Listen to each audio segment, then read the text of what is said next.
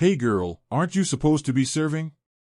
The words cut the air, sharp and cruel, bouncing off the chandeliers like glass under pressure, and laughter followed, harsh and eager across the marble floor. Naomi Carter didn't flinch. She stood by the champagne tower in a modest cream dress, no sequins, no jewels, no badge of power. Her phone pressed to her ear, her gaze steady on the woman pointing at her, while the men behind smirked like it was a game, one even snapping his fingers as if she were staff. Have you ever been treated like you didn't belong in a place you had every right to be? Share your thoughts in the comments, and let us know where you're watching from. Back in the ballroom, Naomi's voice stayed calm, steady into the phone. It's happening. Cancel the deal, all of it. The laughter faltered, not erased but bruised. They hadn't heard her words, only seen her composure, and she looked like the one in control. Which catering company sent you? A man called, raising his glass. Hurry up, maybe you'll earn a tip. The woman beside him leaned in with a smirk. Sweetheart, this is an investors-only gathering. The quartet kept playing, but the room shifted, conversation softened, a photographer froze mid-shot, and near the stage a young reporter raised her phone through rows of crystal.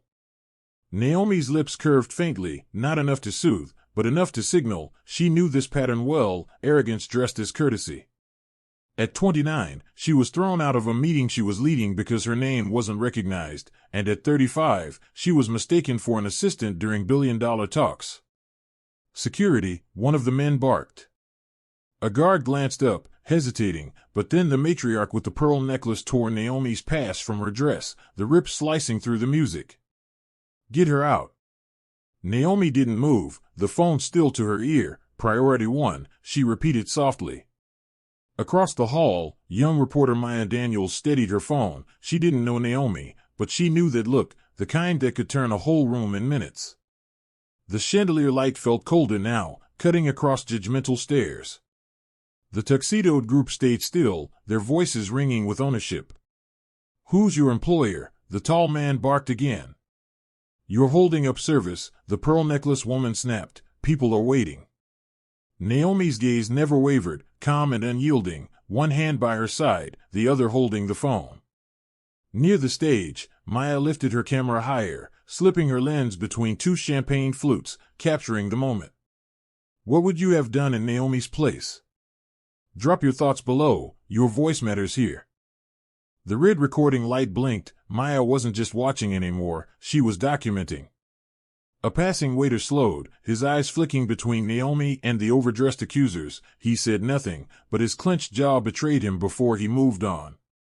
The woman in pearls stepped forward, her heels striking the marble like exclamation points. Sweetheart, this event is for investors who actually matter, she ordered the guard. Escort her out. The guard hesitated. Naomi noticed. She'd seen that pause before, when rules collided with bias, and no one knew which side would win. Finally, he stepped forward, cautious. Ma'am, I'll need to see your credentials. Naomi tilted her chin toward the shredded pass in the matriarch's hand. They're gone, she said evenly. Maya zoomed in, capturing the woman holding the torn badge like a trophy. The matriarch smirked. We can do this the easy way or the hard way. Naomi lowered the phone just enough, her voice carrying across the hall. You already chose hard. The atmosphere shifted, tense, sharp, too heavy to ignore. She brought the phone back to her ear. Move the capital to Elridge. Don't wait for the signing, Joel. Gasps rippled across the room. A man whispered, did she just say Elridge? The tall man scoffed, but his laugh cracked. Is this a performance? You think we'll fall for a bluff? Naomi's gaze stayed steady. No bluff, just business. This changes everything. Maya stepped forward, her voice careful but firm. For the record, she was invited. I saw her name on the investor list this afternoon. The tall man barked, you misread. I didn't, Maya said, raising her phone higher, and I'm not the only one who noticed. From the back, a staffer carrying water spoke up, his voice quiet but steady. She's telling the truth. The matriarch's smirk faltered for just a breath. Naomi saw it. Everyone did. She let the silence stretch, then spoke softly into the phone. Phase 2 is underway. The guard froze mid-step. Instinct told him it wouldn't favor the ones who summoned him. The air thickened, heavy, like the pause before a storm breaks. The quartet kept playing, but the notes sounded wrong, hollow, as if they belonged to another night. The matriarch edged closer, perfume sharp, her voice raised for all to hear. People like you always try to sneak in where you don't belong. Naomi didn't blink. The tall man pulled out a pass, someone else's, mocking, "Here, maybe this one matches your story." With slow cruelty, he tore it in half, the fragments scattering across the marble like confetti. Gasps burst from the onlookers, sharp and collective. Maya circled for a better angle, her phone steady, adrenaline burning. The matriarch turned sharply to the guard. And the entire room braced for what came next. "She's just putting on a show, remove her." The guard stepped forward, but Naomi stood her ground. "On what basis?" she asked calmly. "Fraud," the tall man snapped. "She's impersonating someone important, trying to wedge herself into a $1 billion deal." The number, $1 billion, hung in the air. Conversations faltered, heads turned. A guest leaned in and whispered, "That's the size of the Elridge merger." The weight of the room shifted, everyone was listening now. Naomi's lips pressed into a fine line, not anger but precision. She lowered her phone just enough, confirmed full withdrawal of funds, redirect to Elridge Partners, notify both legal teams. Across the hall, someone sputtered into champagne. The tall man laughed, but his voice cracked. "You can't redirect anything, you are nobody here." From the back, the young waiter spoke louder. "She's not nobody, no one cancels a $1 billion deal unless they own part of it." The matriarch snapped, "Stay out of this, boy." But Maya cut in, her voice sharp. "You made it everyone's business when you tore up her pass." The guard froze, caught between orders and a swelling crowd. More phones were raised, red recording lights glowing like fireflies in the dim hall. Naomi's voice stayed steady. "One last time, are you certain you want me removed?" "Absolutely," the matriarch hissed. The guard stepped closer, but Naomi moved first, forward, not back. Closing the space, shifting the balance. The matriarch's posture slipped, just enough for everyone to see. Naomi didn't shout, but her words struck like iron. "You just told the wrong woman she doesn't belong in the room she paid for. This changes everything." The ballroom trembled, glances and whispers racing like a current. Naomi held her phone steady, gaze locked. "Proceed to phase 3. Her chief of staff's voice carried clear. "Understood, legal is online, capital transfer in progress." The tall man scoffed. "Brittle now, phase 3? What is this, a performance?" Naomi turned her gaze on him. "Not a performance, an audit." The words landed heavy, final, inescapable.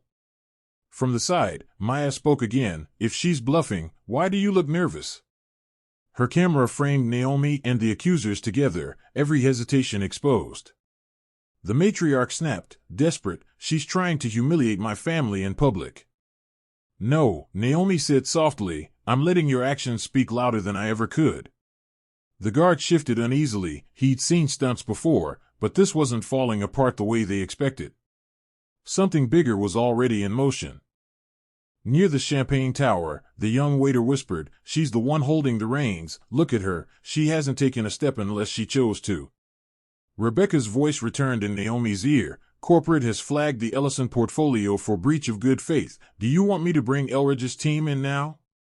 Naomi scanned the room, phones raised everywhere, some cautious, some bold. "Yes," she said, "and make it loud." The tall man let out a hollow laugh. "Even if you had the power, no one cancels a $1 billion deal in the middle of a gala. That's not how the world works." "That's exactly how my world works," Naomi replied. The matriarch stepped closer, her voice sharp as glass. "Do you even realize who you're talking to?" "Yes," Naomi said with a faint smile. "Do you?" The response landed, not just with them, but with the crowd tightening in, slowly piecing the truth together. Maya drew a breath. "I think we're all about to find out."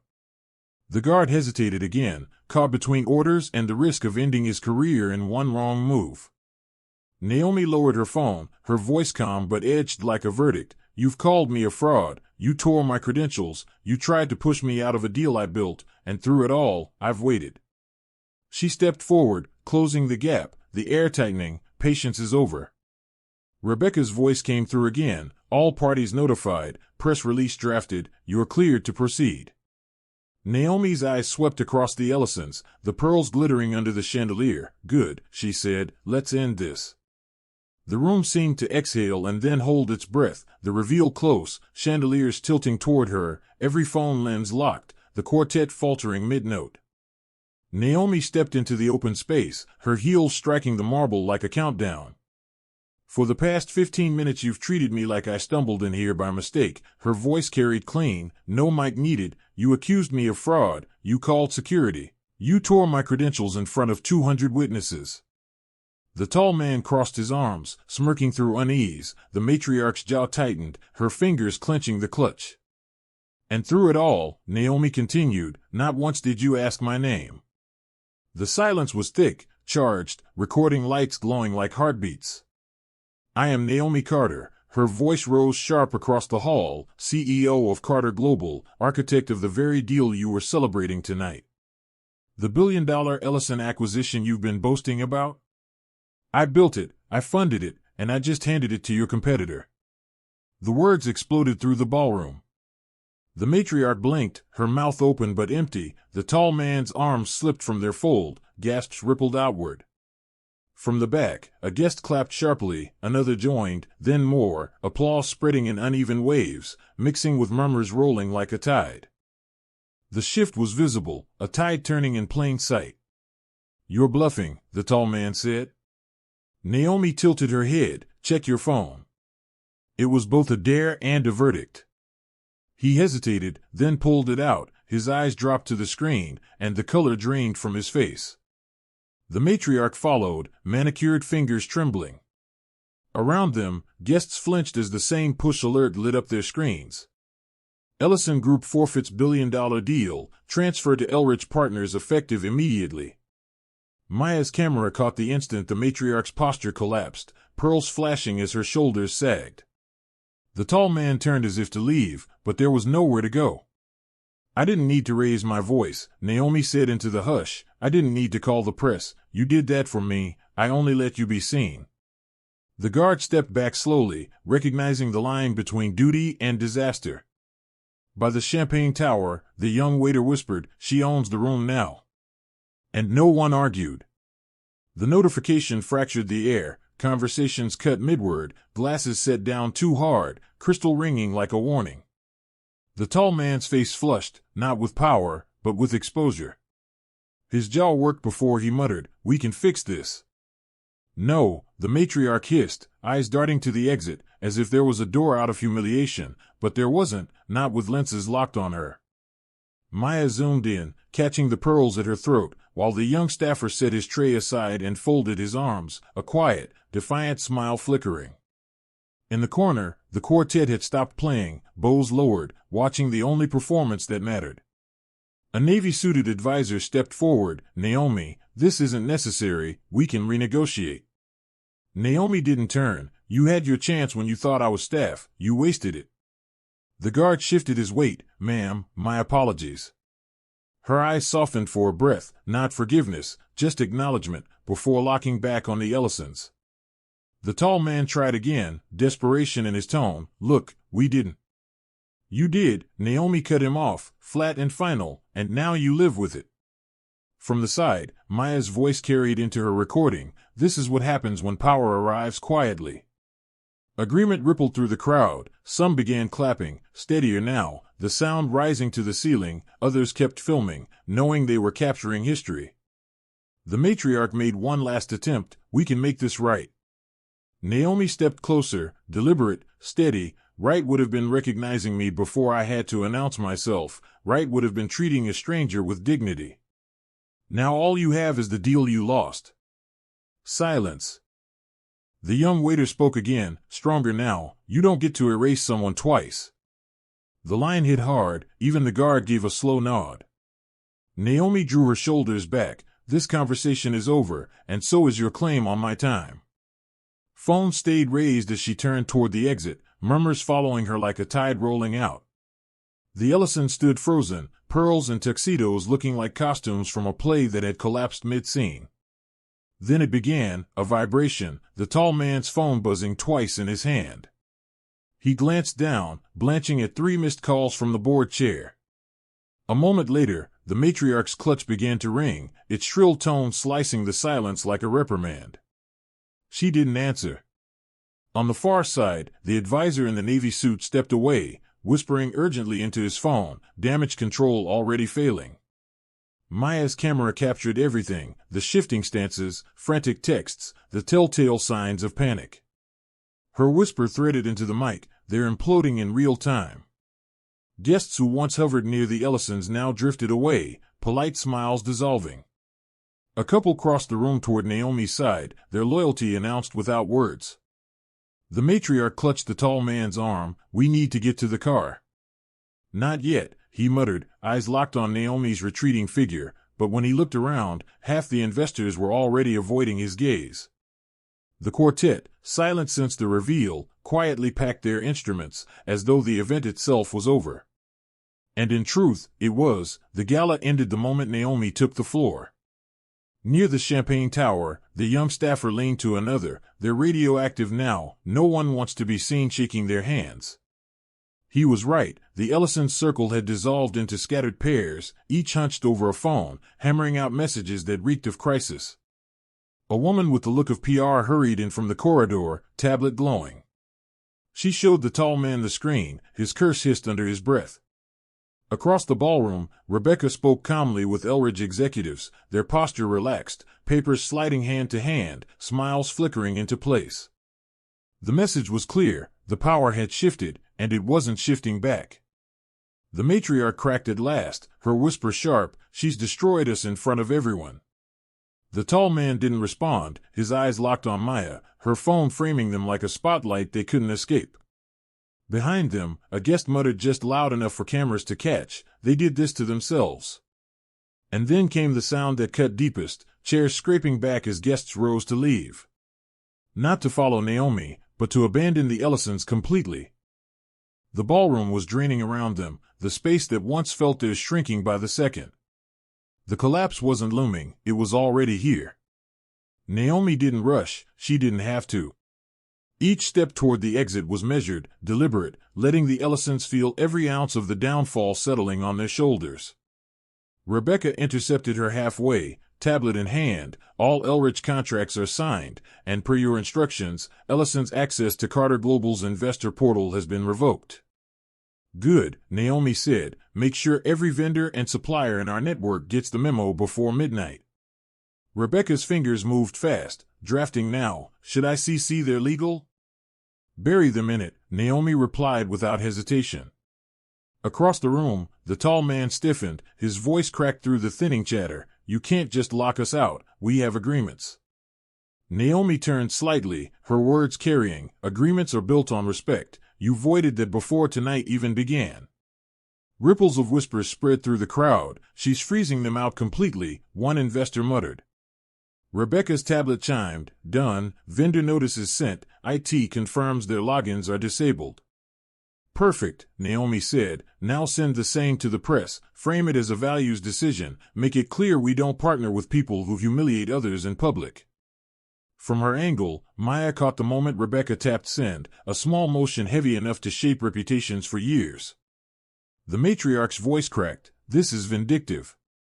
"No," Naomi said, facing her fully. "This is responsible leadership. If it feels harsh, consider how it felt to be told I didn't belong in the deal I built." The matriarch's lips trembled, but no words came. A server passed with champagne. Naomi stopped him gently. "I'll take one," she said, lifting a glass with quiet finality, "and send another to the Elridge table. Tell them congratulations." Across the room, the Elridge executives raised their glasses, the symbolism unmistakable. The celebration had officially changed sides. Rebecca leaned in once more. "Do you want me to initiate the portfolio review of Ellison's holdings?" "Yes," Naomi answered immediately. "Flag anything tied to our network, then shut it down." The tall man shifted forward, but froze under the weight of recording phones, knowing one misstep would be replayed online for weeks. Naomi set the champagne flute back on the tray, untouched. "I don't need to toast this," she said softly. "It was never a victory, it was a correction." She turned toward the exit, leaving the Ellisons locked out of more than a gala. Then the notification hit phones like a wave, heads bent over glowing screens, the ballroom humming with the buzz of breaking news. Maya read it aloud for her live audience, her voice sharp with the thrill of a scoop. Carter Global official statement. Partnership with Ellison Group terminated effective immediately due to breach of values and public misconduct. Naomi glanced at the lens. That's confirmation, folks. This isn't rumor, it's corporate fact. Across the room, Elridge executives stood shaking hands with guests who had orbited the Ellisons minutes earlier. The migration was obvious, wealth and reputation flowing to the new center of gravity. An older investor tapped his companion's shoulder. Pull whatever you've got tied to Ellison before Monday. His friend nodded, already typing to his broker. In the corner, a PR agent whispered into her phone, cancel tomorrow's press conference. No, don't reschedule, we're in salvage mode. Her eyes flicked toward the Ellisons, then away, as if proximity itself carried bad optics. The young waiter passed by Maya and muttered, feels like watching a building collapse in slow motion. She didn't disagree. Cameras weren't just fixed on Naomi anymore, they were pivoting to capture the fallout. Advisors scattered, the matriarch's gaze dropped to the floor, the circle shrinking. Naomi spoke quietly with Rebecca near the exit, no theatrics, no raised voice, just clean directives. A few guests approached with cards, she accepted some, declined others, every choice deliberate, every alliance shifting with care. A young journalist leaned toward Maya. Is she always like this? So precise? Maya kept her lens steady. This is the first time I've seen her in action, and I'm starting to think precision is the point. The tall man's phone rang again. He shoved it back into his pocket. The matriarch searched for a sympathetic face, but there were none. From the balcony, a photographer caught the wide shot, emptying tables on one side, a swelling crowd around Naomi on the other. It wasn't just an image, it was a map of power shifting in real time. By the time Naomi made her final walk to the exit, the Ellisons were already erased, their name trending, not for a billion-dollar win, but for losing it in the most public way possible. The ripple wasn't ending here, it was only beginning to break ashore. The conference room at Carter Global's headquarters was nothing like the Crestwood Ballroom, no chandeliers, no champagne towers, just glass walls and a walnut table, silence heavy with purpose. Naomi sat at the head, Rebecca on her right, two Elridge executives on her left. Across from them, the screen displayed the latest market data. Ellison stock down 14% in the first hour of trading. Elridge CEO Jonathan Pierce leaned back, silver hair catching the light. You've already gutted their biggest acquisition in a decade. What's next? Naomi didn't hesitate. We make sure they can't rebuild on someone else's capital. That means tightening the network. Rebecca slid a document across the table. This is every shared vendor, partner, and subcontractor between Carter Global, Elridge, and Ellison. We've already reached out to 60% with alternative contracts. Ellison is bleeding supply lines as we speak, Rebecca reported. Jonathan skimmed the list, then looked up at Naomi. You're cutting for a clean break. I'm cutting for permanence, Naomi replied. If they want to re-enter this market, they'll have to start from zero, and by then they won't have the leverage or the reputation to matter. A younger Elridge executive tapped his tablet. Press sentiment is still leaning your way. If we move quickly, we can frame this as an industry standard, zero tolerance for public misconduct. Do it, Naomi said, and make it loud enough that anyone thinking of siding with Ellison understands the cost. Rebecca's phone buzzed. She glanced down and smiled faintly. Investor Coalition just confirmed they're pulling another $200 million from Ellison's projects. Jonathan chuckled. You've turned them into a cautionary tale overnight. Naomi's expression didn't shift. Good, that's where they belong. Silence filled the room, the hum of the city pressing against the glass walls. Then Naomi spoke again. One more thing, have legal review every pending trademark, patent, or license in their pipeline. If it fits our portfolio, we acquire it. If it doesn't, we tie it up until it's worthless. Jonathan's brow lifted, harsh. Necessary, Naomi answered evenly. The plan was sharp, clinical, and entirely within the rules. By the time the meeting closed, Ellison's options had narrowed to suffocation. As the Elridge team gathered their papers, Jonathan paused at the door. Most people would have left that ballroom content with the moral victory. Naomi rose, collecting her files. Moral victories are for people who want applause. I want results. With that, she turned toward her office. The skyline glowed gold in the setting sun, towers gleaming like chess pieces she already controlled. On her desk lay a single envelope, the Ellison seal embossed in gold. Rebecca had placed it there earlier with a quiet, "It's marked urgent." Naomi didn't reach for it. She turned instead to the wall of windows, her reflection layered over the city. Power wasn't inside the letter. Power was knowing she didn't need to open it to read the plea inside, apologies dressed as diplomacy, requests for reconsideration, maybe even an offer to buy back her favor. Behind her, the muted television replayed clips from the gala, headlines scrolling across the screen. Carter Global sets new standard for corporate conduct. Billion-dollar deal collapse sparks industry reckoning, ****. The anchor's voice cut crisp. The message is clear: humiliation in the boardroom, or the ballroom, carries a cost. Naomi lifted her coffee, taking a slow sip, steam rising in the fading light. Outside, the city flowed on, lights blinking alive, another day folding into night. But for the Ellisons, time had stopped. Her phone buzzed once more, a message from Jonathan Pierce. Vendor lockout complete. Trademark acquisition underway. They won't recover from this. Naomi typed back 2 words, as planned. For a long moment she stood still, watching the city's light shift, letting silence wrap around her. Her mind replayed the torn event pass, the smirk, the snap of fingers calling security. Then the memory of the crowd parting as she walked out, the applause swelling, not because she demanded it, but because they had recognized something undeniable. She set her coffee down, lifted the Ellison envelope, and carried it to the shredder. Without looking away from the skyline, she fed it through, the blades humming, the seal shredded into ribbons. Rebecca entered as the final strip fell. "The press is asking if you'll give a statement tomorrow." Naomi shook her head. "The statement's already been made." Outside, the last light of day caught the tallest tower in view, Carter Global's name burning against the deepening blue, solid, unmistakable. And in that moment, Naomi Carter smiled, not for the victory, but for the certainty that she had never needed to prove she belonged in the room. She had built the room.